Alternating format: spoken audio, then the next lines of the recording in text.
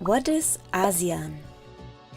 The Association of Southeast Asian Nations, ASEAN for short, is an association that today consists of 10 Southeast Asian states.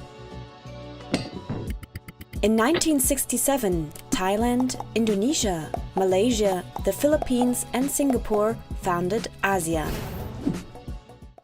The aim was to improve economic, political and social cooperation, and also to balance political conflicts between these countries that existed as a consequence of decolonization. During Cold War, ASEAN members wanted to contain the influence of communism in the region. Times changed. Old enemies became new partners, and in the second half of the 1990s, Vietnam, Laos, Myanmar and Cambodia joined ASEAN. The collapse of the USSR, the founding of the World Trade Organization and a financial crisis in Asia prompted members to deepen their relations and adapt to the new situation.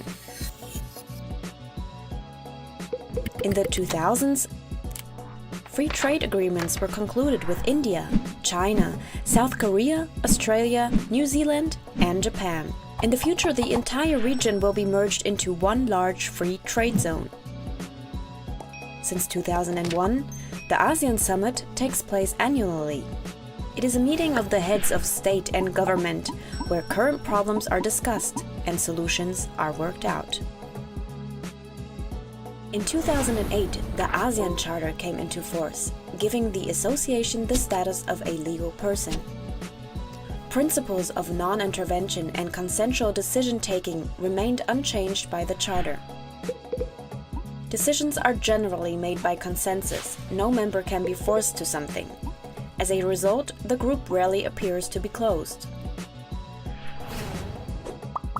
Nowadays. Today, ASEAN is based on 3 pillars. As a political and security community to ensure peace, as an economic community with a strong domestic market, and as a social and cultural community, including a common identity. Challenges and solutions. ASEAN faces a number of social and environmental challenges. Countries such as Vietnam or the Philippines are particularly vulnerable to climate change and already feel its impact today.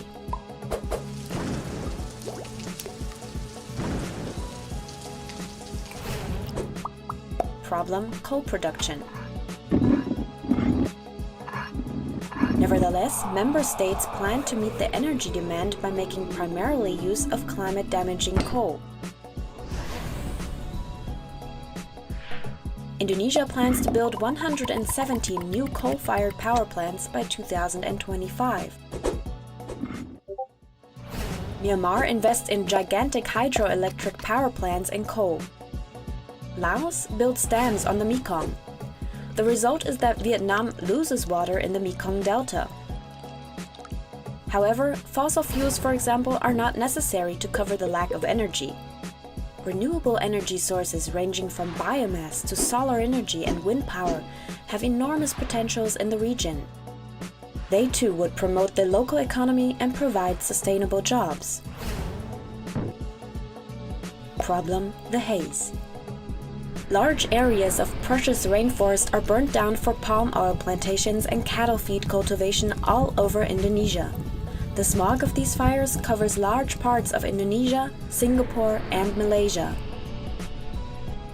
Pollution continues, even though in 2003 a smog agreement in the ASEAN came into force, which should reduce forest fires, environmental degradation, and air pollution. As such problems cross borders, ASEAN must tackle them in a joint effort and think beyond borders. This can be done, for example, by taking up the suggestions made by CSOs, civil society organizations, aiming at installing a 4th pillar, the environmental pillar. It must ensure that the ecological limits are taken into account in the growth debate.